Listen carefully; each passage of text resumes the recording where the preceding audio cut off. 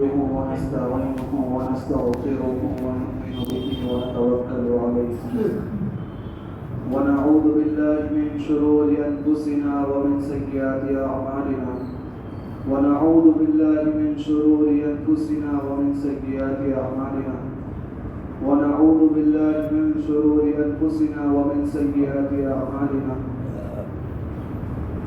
من يهده الله فلا مضل له ومن يضلله فلا هادي له ونشهد أن لا إله إلا الله وحده لا شريك له ونشهد أن سيدنا وسندنا وحبيبنا وأولانا ومولانا محمدا عبده ورسوله صلى الله عليه وسلم فقد قال الله تبارك وتعالى في القرآن المجيد أعوذ بالله من الشيطان الرجيم بسم الله الرحمن الرحيم لقد كان لكم في رسول الله أسوة حسنة لمن كان يرجو الله واليوم الآخر صدق الله العظيم وصدق رسوله النبي الكريم ونحن على ذلك لمن الشاهدين والشاكرين والحمد لله رب العالمين.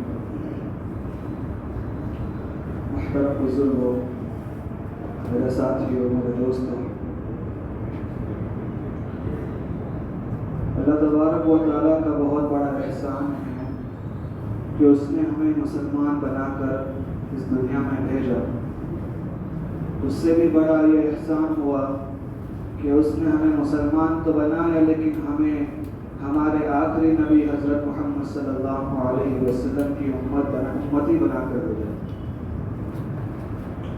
اس سے بڑی سعادت اور کوئی نہیں.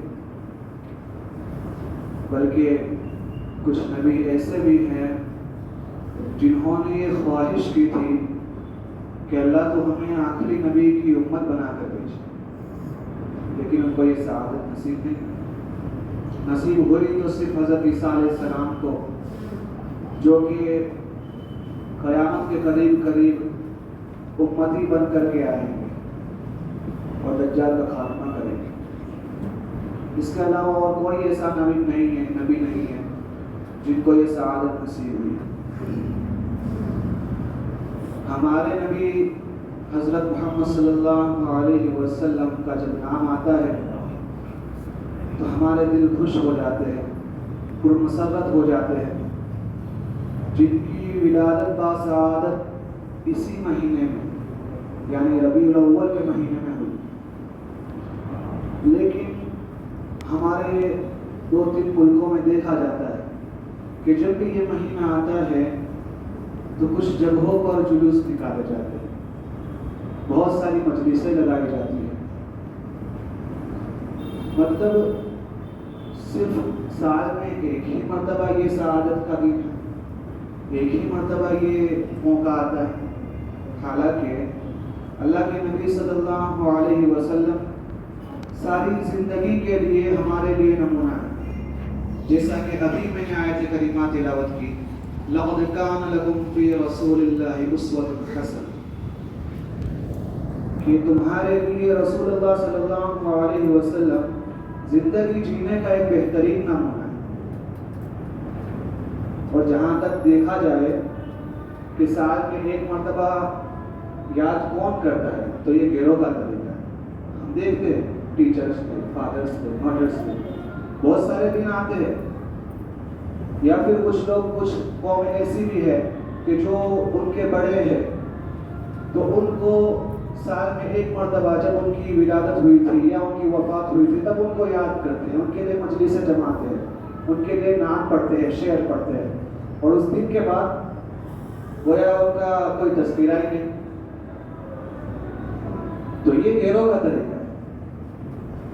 شریعت نے ہمیں رسمی مظاہروں کا کوئی زور نہیں دیا کہ تم ظاہری طور پر صرف اللہ کے نبی کو یاد کرو، کہ ظاہری طور پر تم اللہ کے نبی کی محبت کرو.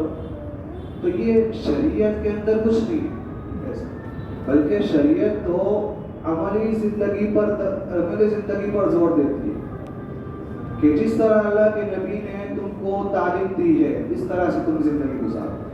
یہ نہیں کہ تم نے صرف آوازیں لگا دی کہ ہم نبی صلی اللہ علیہ وسلم سے محبت کرتے ہیں. نام پر مٹھائیاں بانٹ دی، یہ نہیں. روزانہ کی تمہاری زندگی کیسی ہے؟ چلو یہ ماننے میں بھی آتا ہے کہ یہ ہمارے نبی صلی اللہ علیہ وسلم کی ولادت کا مہینہ ہے، لیکن یہ بھی تو ہے کہ ہمارے نبی صلی اللہ علیہ وسلم کی وفات بھی اسی مہینے میں ہوئی تھی. کوئی شاعر کہتا ہے کہ سوائے ابلیس کے جہاں میں سبھی تو خوشیاں منا رہے. مطلب وہ کہنا چاہتا ہے کہ اس مہینے کے اندر میں جو خوشیاں نہیں مناتا وہ ابلیس کا بھائی. اس پر حضرت مفتی عبدالمجید صاحب قریشی جو ہے، جو ہمارے پڑوس ملک کے بہت بڑے عالم ہیں، انہوں نے ایک شعر پڑھا تھا جواب کے طور پر. گود عائشہ میں پیغمبر انتقال کر گئے، ابلیس کو خوشی کی سجی صحابہ پر غم چھا گیا. تو یہ صرف خوشیوں کا تو مہینہ نہیں ہے، یہ ولادت کا تو صرف مہینہ نہیں ہے، اس میں وفات بھی تو ہوئی تھی نا. تو اس کو بھی تو دیکھو کہ تم خوشیاں منا رہے ہو تو یہاں پر تو وفات بھی ہوئی تھی. ہمارے گھر میں جب کوئی کسی کی وفات ہو جائے اور کوئی سامنے والا کوئی ڈی جے بجا رہا ہے، کوئی ناچ رہا ہے، کوئی جلوس نکال رہا ہے، تو ہم کو کیسا لگے گا کہ ہمارا پڑوسی ہو کر کے تو یہ کام کر رہا ہے. اور چلو یہ ولادت کی بات ہے تو ولادت میں بھی تو بہت سارے اختلاف ہیں. کوئی کہتا ہے کہ 3 ربیع الاول کو آپ کی پیدائش ہوئی تھی، کوئی 9 ربیع الاول کو کہتا ہے. اور بعض جو حضرات ہیں ہمارے، جو برادر ہیں، ہمارے بھائی ہیں، جو حضرت احمد رضا خان کو مانتے ہیں اور انہی کے نام سے ان کو پیشوا مانتے ہیں اور ان کے نام سے جلوس نکالتے ہیں انہی کو مانتے ہوئے، تو وہ تو کہتے ہیں کہ حضرت صلی اللہ علیہ وسلم کی جو ولادت ہے وہ 8 ربیع الاول کو ہوئی تھی، اور بعض کہتے ہیں 12 ربیع الاول کو ہوئی تھی. تو اس کا شریعت نے اس کے یعنی ولادت کے اوپر، ولادت کی تاریخ کے اوپر یا وفات کی تاریخ کے اوپر یعنی یاد رکھنے کا کوئی معمول نہیں بنایا.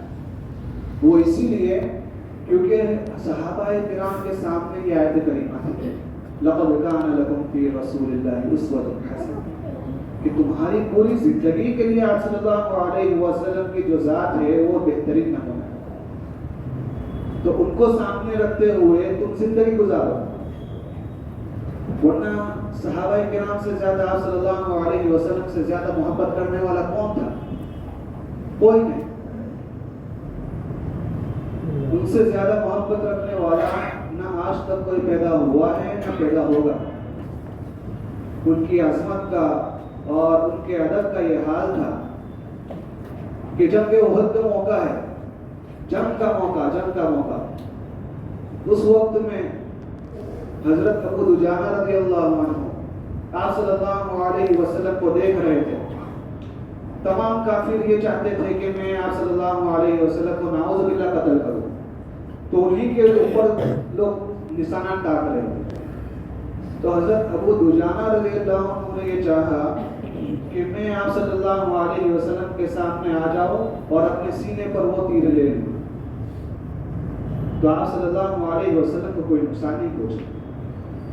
لیکن جنگ کے موقع میں بھی آپ کے ادب کا یہ خیال آ گیا دل میں کہ اگر میں آپ کے سامنے آ گیا، سینے پر تیر دوں گا تو میری پیٹھ آپ صلی اللہ علیہ وسلم کے سامنے ہو جائے گی. گویا پیٹھ ہونے کا مطلب یہ ہے کہ میں آپ صلی اللہ علیہ وسلم سے آگے بڑھ گیا. تو اس وقت بھی یہ ادب کا لحاظ رکھا، اور حضرت ابو دجانہ رضی اللہ عنہ آپ صلی اللہ علیہ وسلم کے سامنے سینہ کر کے اپنی پیٹھ پر تیر لے رہے تھے. ادب کا یہ لحاظ تھا، ادب کا یہ لحاظ تھا کہ اگر آپ صلی اللہ علیہ وسلم کسی جگہ پر تھوکتے تو زمین پر تھوک گرنے نہیں دیتے، اپنے ہاتھوں میں لے لیتے اور اپنے بدن پر مل لیتے.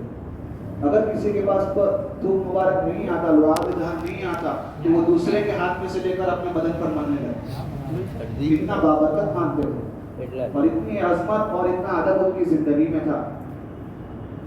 آپ صلی اللہ علیہ وسلم کی زندگی کے بعد 100 سال تک صحابہ کرام رضی اللہ عنہم زندہ رہے، مطلب کوئی نہ کوئی تو زندہ رہا. 100 سال کی زندگی گزر گئی، اس کے بعد بھی صحابہ کرام رضی اللہ عنہم زندہ رہے. ان کے بعد تابعین کا زمانہ، ان کے بعد تبع تابعین کا زمانہ. ایک موقع بتا دو، ایک موقع جب کہ یہ جلوس نکالے گئے ہو، کوئی ایک وقت، مطلب کہ یہ مہینے کے اندر میں یہ جو ان کی یادیں اور ان کی تذکریں اور ان کے نام پر اس مہینے میں نصیحتوں کا زور دیا گیا ہو. ایک موقع نہیں بلکہ انہوں نے تو آپ کی زندگی کو اپنے سامنے رکھا تھا. حضرت عمر فاروق رضی اللہ عنہ کا دور تھا. آدھی دنیا کے مالک، آدھی دنیا کے حکمران. گویا ابھی کے زمانے میں اگر تم دیکھو تو ان کی جو حکومت جتنے خطے پر تھی اس خطے پر آج 50 سے بھی کم، 50 سے بھی زیادہ حکومتیں قائم، 50 سے بھی زیادہ حکومت. اتنا خطہ وہ اکیلے سنبھالتے تھے، اکیلے حکمرانی کرتے تھے. گویا اس کے اندر جتنے بھی لوگ تھے وہ آپ کی زیری پرستی تھے. تو وہ اتنے بڑے حاکم ہو کر ایک مرتبہ ایک پہاڑی کے نیچے سے گزر رہے. وہ گزرتے ہوئے اس پہاڑی کے نیچے رک گئے، اپنے آپ سے خطاب کرنے لگے کہ کیا ابن خطاب، اے خطاب کے بیٹے ذرا ٹھہر تو جا، اس پہاڑی کو دیکھ لے. ایک وہ وقت تھا جب اس پہاڑی کے نیچے تو اونٹ چرانے آیا کرتا تھا. اس پہاڑی کے نیچے اونٹ پیشاب کرتے تھے، ان کی پیشاب کی وجہ سے تیرے پاؤں ان کے پیشاب سے در رہے تھے. تیری یہ اوقات تھی. آج تو آدھی دنیا کا حاکم بن کر بیٹھا ہے، تو ذرا بتا تو صحیح تیرا یہ حال کیسے ہوا. پھر خود ہی اپنے آپ کو جواب دینے رکھتے ہیں کہ یہ تیرا جو مقام بنا ہوا ہے وہ کوئی اور نہیں، جناب نبی کریم صلی اللہ علیہ وسلم کے صدقے دوپہر میں تیرا یہ مقام بنا ہے. وہ نہیں ہوتے تو آج ویسا ہی ہوتا. یہ مقام تھا ان کے ذہنوں میں، وہ کبھی نہیں بھولے. اتنے بڑے بن کر کے اتنے بڑے حاکم بن گئے پھر بھی نہیں بھولے، اور اتنے بڑے حاکم بنے ہوئے تھے. ایک مرتبہ مسجد نبی میں تشریف لائے تو ایک گھر کا پرنالا جو تھا اس کا جو پانی بارش کے موسم میں مسجد نبی میں ٹپک رہا. بہت غصے ہو گئے. یہ کس کی ضرورت ہوئی کہ اس کے گھر کا پرنالے سے جو پانی آ رہا ہے بارش کی وجہ سے وہ مسجد میں گر رہا ہے؟ یہ کسی کی جاگیر تو ہے نہیں مسجد. فوراً توڑوا دیا. وہ گھر کس کا تھا؟ حضرت عباس رضی اللہ عنہ کا. وہ تشریف جب لائے تو دیکھا کہ میرے گھر کا پرنالا ٹوٹا ہوا ہے. فوراً حضرت عمر فاروق رضی اللہ عنہ کے پاس گئے اور سوال کرنے لگے کہ کس کی اجازت سے آپ نے یہ پرنالا گرایا؟ تو کہنے لگے کہ یہ مسجد میں پرنالا آپ کا یہ پانی اس کا ٹپک رہا تھا، اس وجہ سے میں نے یہ گرا دیا. تو حضرت عباس رضی اللہ عنہ کہنے لگے کہ ذرا تم کو معلوم بھی ہے کہ میں نے یہ جو پرنالا ہے کب بنوایا تھا؟ وہ نبی کریم صلی اللہ علیہ وسلم کی زندگی میں بنوایا تھا اور ان کی اجازت سے بنوایا تھا. تو فوراً متنبع ہو گئے. حالانکہ وہ ایک کام کر سکتے تھے، وہ اتنے بڑے حکومت کے مالک تھے، لیکن پھر بھی یہ دل میں خیال آ گیا کہ میں آپ صلی اللہ علیہ وسلم سے آگے بڑھ گیا کہ انہوں نے اجازت دی تھی اور میں نے توڑوا دیا. کیا کہا انہوں نے کہ ایک کام کرو، میں یہاں پر پیٹھ کے بل یوں بیٹھ جاتا ہوں، تم میری پیٹھ پر کھڑے ہو کر کے پڑھنا صحیح. اتنے بڑے حاکم یہ کہہ رہے.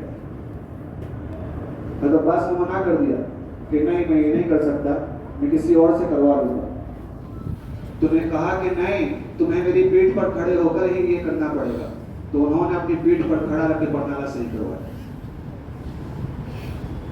تو گویا یہ نمونہ تھا آپ صلی اللہ علیہ وسلم کا، جو ان کے دماغ میں ان کی فکر میں یہ ملحوظ تھا. اتنے بڑے حاکم بن کر بھی آپ صلی اللہ علیہ وسلم سے آگے بڑھنے کی کبھی کوشش نہیں کی. آپ صلی اللہ علیہ وسلم کا جو حکمرانی کا جو حصہ تھا وہ کتنا تھا؟ 1.25 لاکھ صحابہ کرام رضی اللہ عنہ. لیکن انہوں نے اس کو ایسا بنا دیا تھا کہ ان کی زندگی کو اپنے قیامت تک کے لیے جو مسلمان آئیں گے ان کے لیے نمونہ بنا دیا،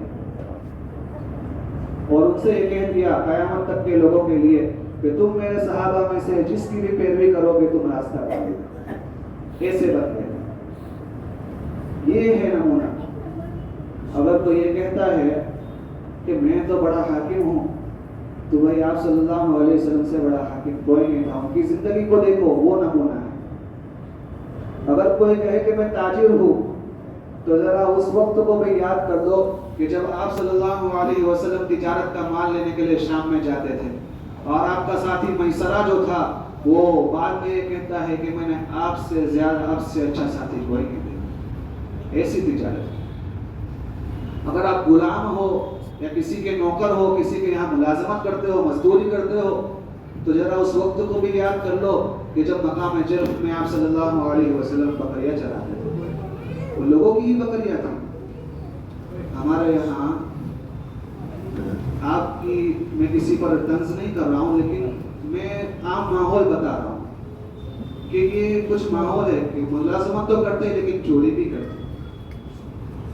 بھی 2-3 سال پہلے ایک میڈیکل پہ میں گیا تھا، تو ایک لڑکے کو میں نے دیکھا، نوجوان تھا، وہ دوائی کے پیسے لے رہا ہے اور کچھ پیسے اپنی جیب میں ڈال رہا ہے، کچھ گلے میں ڈال رہا ہے. تو میں کچھ سالوں سے پہلے اس کو جانتا تھا، اس لیے میں نے اس کو پوچھ لیا کہ ایسا بھائی تم کیوں کرتے ہو، تم کو پتا نہیں کہ حرام. وہ کہنے لگا کہ بھائی 60,000 تو پکڑ دیتا ہے، اب اپنا خرچہ بھی تو نکالنے کا. تو اس طرح سے نکال لیتے اپنے روز کے 200